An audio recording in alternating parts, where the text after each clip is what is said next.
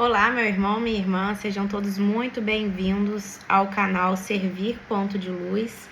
E esse é o nosso quadro Conversando Sobre, no qual vamos discutindo alguns temas à luz da doutrina espírita. Meu nome é Melissa Carizio e hoje a gente vai falar sobre o casamento, que é um tema super importante, no qual a maioria de nós está sujeito aqui na Terra, né, sendo uma prova ou uma expiação, mas a gente vai falar sobre isso mais pra frente. E é um tema super importante, super oportuno. Eu me vi muito animada por fazer esse tema, porque eu vim de uma trajetória lindíssima, né? Eu me casei aos meus 24 anos e eu posso dizer que eu tenho um parceiro, eu tenho um amigo dentro de casa. Então, para mim, é um tema muito significativo. Para quem não sabe, eu sou jornalista, então eu acho interessante a gente contextualizar o casamento de algumas maneiras antes da gente entrar no significado da doutrina. O casamento é uma união, né, efetuada de modo voluntário na maioria das vezes, porque a gente sabe que em alguns países isso não acontece, infelizmente, entre duas pessoas e sancionada pela lei, né? Então, um casamento, para ele ser válido no Brasil, para quem não sabe, antes de fazer o pedido de casamento, é necessário verificar se aquelas duas pessoas estão casadas em todos os estados do território nacional. Então, assim, é um compromisso perante a lei. Que assim você vai formando uma família. E nós sabemos que existem diversos tipos de família. A gente não vai entrar aqui no tema da união homoafetiva, mas isso também é uma lei, né, no Brasil que foi sancionada. Então, é uma situação, né, um propósito na qual duas pessoas elas se unem, né, a fim de compartilhar uma vida, uma família.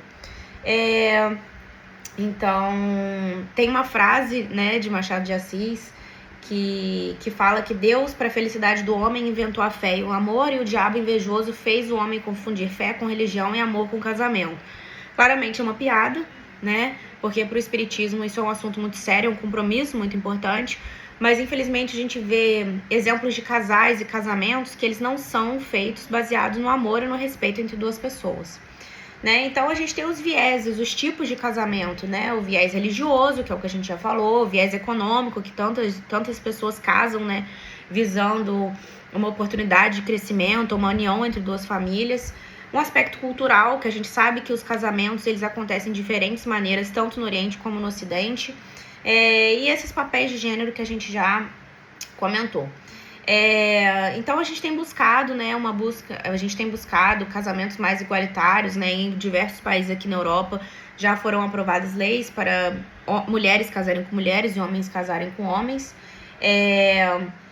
Nós temos também o tipo do casamento arranjado que nós falamos anteriormente, por exemplo, as pessoas que visam uma melhor posição social ou se casam por vistos ou por interesse, né?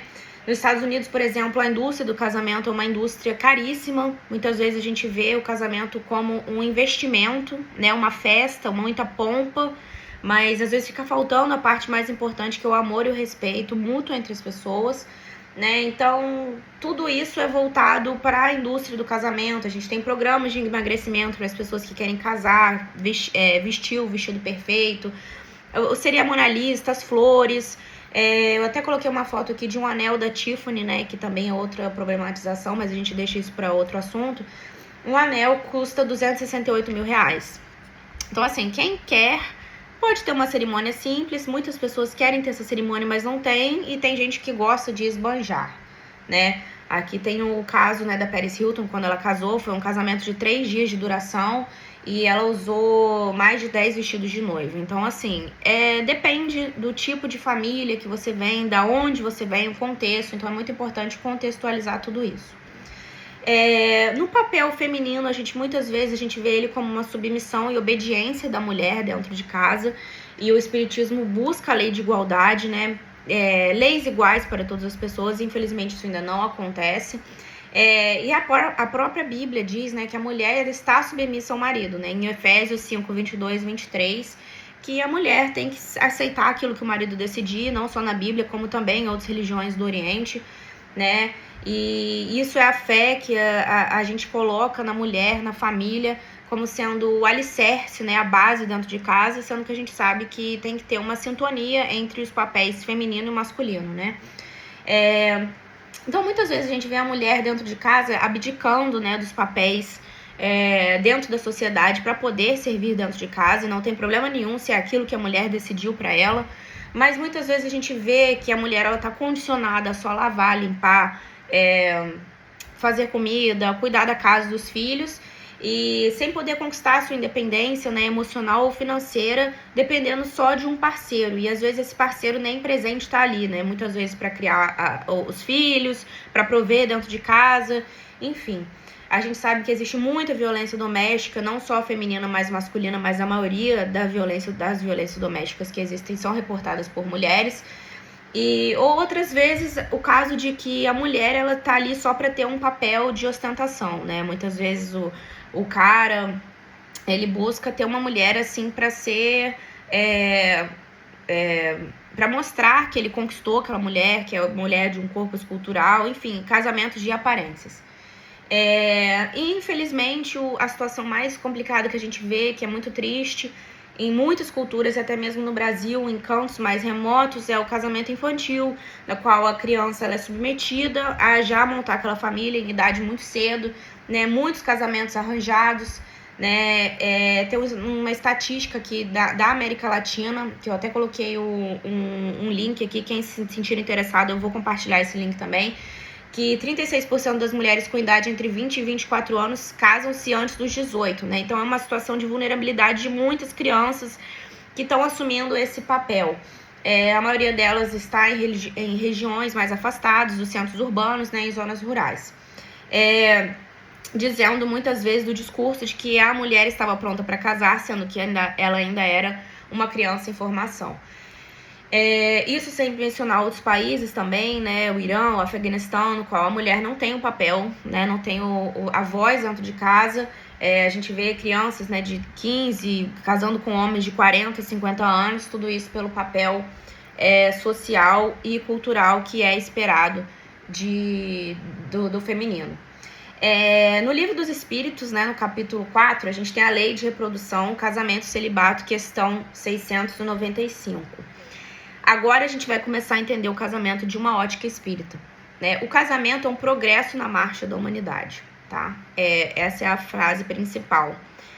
É o compromisso entre duas almas que se escolheram, duas almas muitas vezes afins ou não, a gente vai ver isso mais pra frente, mas que a sua divisão ela só é vista nas leis humanas quando acontece o divórcio, porque aquela união já foi firmada no mundo espiritual.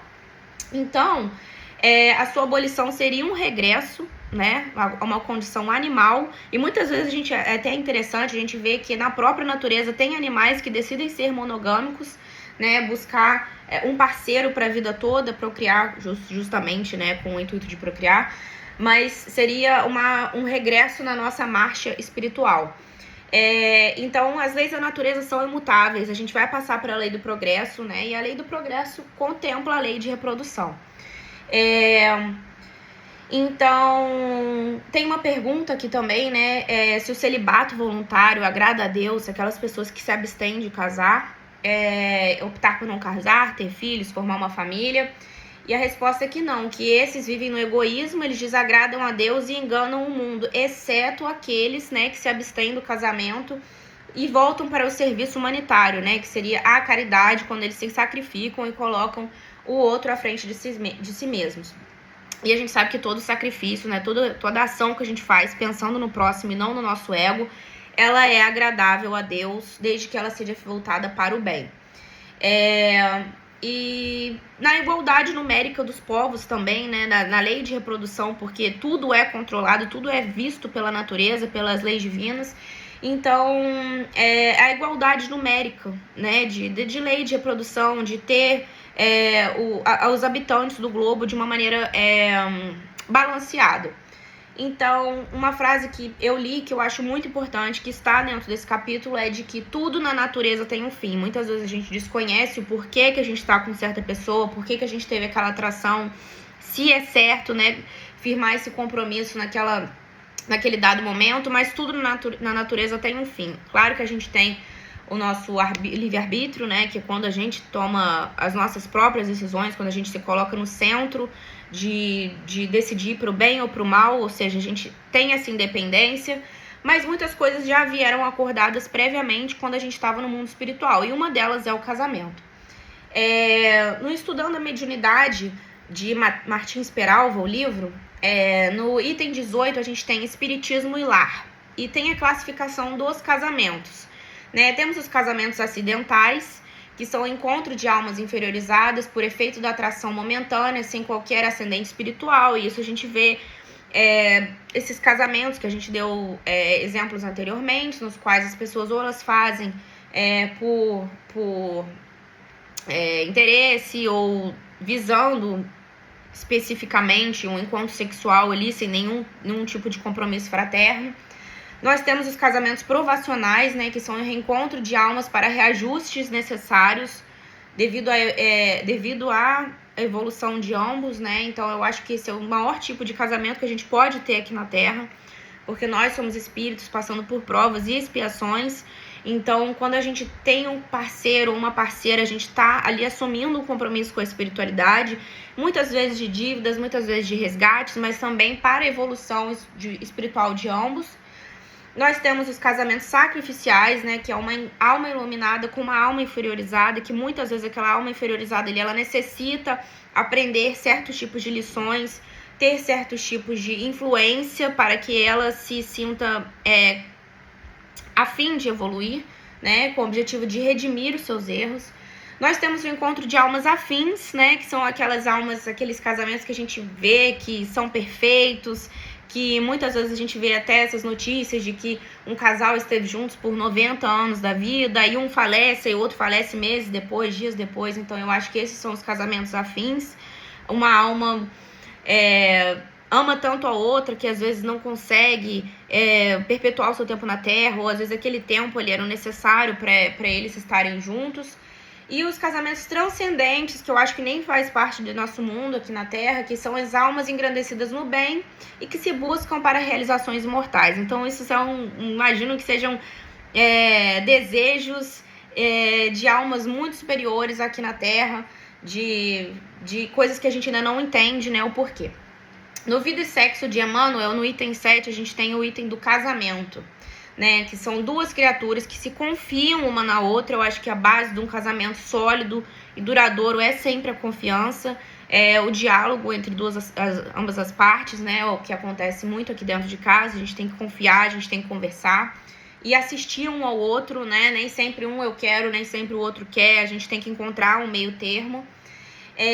Essa união reflete as leis divinas, permitindo que seja dado um coração para outro coração. Eu achei isso muito bonito, né, na criação e desenvolvimento de valores para a vida, ou seja, tem algum parceiro ali, tem um amor não só sexual, uma atração carnal, mas assim, algo fraterno, algo momentâneo, não momentâneo, algo que vai durar, alguém que você possa confiar, que vai te ajudar em dado momento de provação, que vê um futuro com você, que quer que você melhore, que quer que você cresça, que você evolua. Então, assim, são almas inspirando umas outras. É preciso que se baseie na responsabilidade recíproca, né? Ninguém fere alguém sem ferir a si mesmo. Isso eu achei muito interessante também. Muitas vezes a gente tem exemplos, e aqui não tô eu apontando dedos pro casamento de ninguém, né? Mas assim, falando por alto de que a gente vê tanto uma pessoa doando dentro de casa, né, fazendo tudo pelo parceiro, e às vezes o outro tá ali, não se esforça, ou não tem aquele comprometimento, né, tem as traições, as coisas feitas por trás. A gente sabe que os espíritos inferiores, eles se utilizam dessas situações para abalar um casamento, né, aquelas influências que a gente tem, aqueles tipos de pensamento que a gente não costuma ter, de desconfianças, intrigas. Então a gente também tem que sempre orar pela nossa casa, né, nossa casa íntima, mas a nossa casa física, para proteger esses tipos de pensamentos, esses tipos de influências, e olhando sempre para o alto, pedindo orientação, orando, perguntando a Deus o que eu faço, como eu devo agir, que tipo de comportamento eu devo ter, como eu posso melhorar tal situação, sempre pedindo orientação para os espíritos superiores, né? Milhões de almas jazem no planeta arraigadas a débitos escabrosos, ou seja, a gente não sabe o que a gente fez nas vidas passadas. Aqui ninguém é santo, né? Todos nós cometemos erros, mas a gente tem sempre que se propor a melhorar, se propor a seguir em frente, a fazer diferente, a mudar, né? e a gente ainda está sujeito a essa lei de causa e efeito. Estamos inclinadas ao desequilíbrio e ao abuso, né? O abuso das más paixões, né? Do ciúme, da inveja, do egoísmo, dos desejos. Nada disso nos vai levar a uma evolução espiritual, e nada disso é saudável para o nosso corpo espiritual, né? Não existem no mundo conjugações afetivas, sejam qual elas forem, sem raízes nos princípios kármicos. Então, assim, tudo tem uma razão de ser, tudo tem um propósito, como a gente mencionou anteriormente, no qual as nossas responsabilidades são esposadas em comum. E eu acho muito interessante falar sobre o meu próprio casamento, porque eu casei com meu primeiro namorado, ele é um parceiro, um amigo dentro de casa que eu tenho. E um fato interessante foi no dia do meu casamento, a minha avó já falecida, né, minha avó materna no mundo espiritual, ela escreveu uma psicografia, ela esteve presente, né, espiritualmente naquele momento, abençoando, falando que a gente ia ter um futuro grandioso pela frente, né, uma parceria grandiosa pela frente. Então, mesmo de longe, aqueles que se foram não estão longe, eles se fazem presentes nessas situações. Então, não que seja da minha alçada, né, dizer isso aqui agora, mas eu apontei algumas coisas que eu acho interessante ter dentro de um casamento, algumas dicas e práticas que eu considero saudáveis, que eu levo na minha vida e que eu acho que é interessante a gente refletir nelas, né? Respeitar as crenças um do outro, a individualidade, né, o espaço, as coisas que a pessoa gosta, que as pessoas não gostam, a identidade daquela pessoa, né? Como a pessoa se vê e se porta no mundo, os valores daquela pessoa, as éticas e morais, né? Espirituais, a confiança mútua entre os parceiros, né? Buscar ter esse apoio, esse alicerce, essa segurança, ter uma casa fora de você, que eu comentei. Comprometimento também pessoal, né? O que eu posso fazer para fazer com que o meu relacionamento dê certo, quais práticas eu devo adotar, quais práticas eu devo abolir, sempre entrando num terreno comum, nem só para um, nem só para o outro, né? Não exigir a mudança do outro, buscar aquilo que eu posso mudar em mim mesma e chegar num ponto em comum, né, como eu comentei. Buscar terapia, intervenção exterior quando necessário, né? Muitos casais, eles podem até pensar se eles chegaram no momento de ruptura, buscando um divórcio, mas sempre pode ser conversado. Eu acho que tudo pode ser resolvido, principalmente se tiver um conflito ou outro, que tem uma pessoa de fora para ajudar a ter uma nova perspectiva, uma nova ótica em algum problema que esteja aparecendo, né? Ter um elo com a família do cônjuge, porque quando você casa com alguém, você casa com a família daquela pessoa. Então, assim, eu tenho amigas que têm parceiros, mas, assim, não conversam com os familiares. Isso eu acho que é muito difícil de lidar. Você casa com a família daquela pessoa também, então respeitar a individualidade de cada um de cada um daqueles membros da família, né? Ser uma pessoa agradável, né? Não buscar os conflitos. E se tiver algum conflito, tentar não resolver de cabeça quente, tentar pensar numa melhor resolução, deixar pra lá.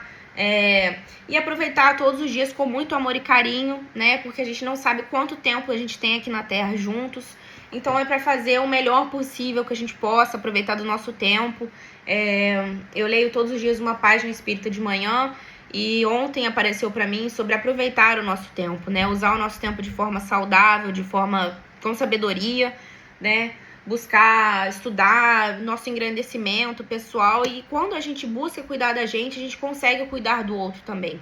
Nem sempre a gente tem esse compromisso, né? A gente coloca as outras pessoas na frente, ao invés de pensar, ser um pouco egoísta, mas não usando a palavra do ego, mas assim, cuidar da gente primeiro pra gente conseguir cuidar do outro também. Bom, esse é o tema da live de hoje, né? Espero que vocês tenham aprendido alguma coisa, como eu estou aprendendo, né? Eu também estou falando para mim nessa live, muitas coisas que eu dei de dicas aqui, eu espero estar seguindo dentro de casa. E é isso, pessoal. Vamos falar sobre o espiritismo, né? Conversar, trocar ideias. Se você tem alguma sugestão, algum comentário a respeito dessa live, deixe aí nos comentários. A gente sempre tá olhando, sempre tá vendo essas dicas, né? Essa troca, essa interação. E é isso. Fiquem todos com Deus. Muito obrigada pela oportunidade de estarmos aqui hoje, e que Jesus nos abençoe a todos. Tchauzinho.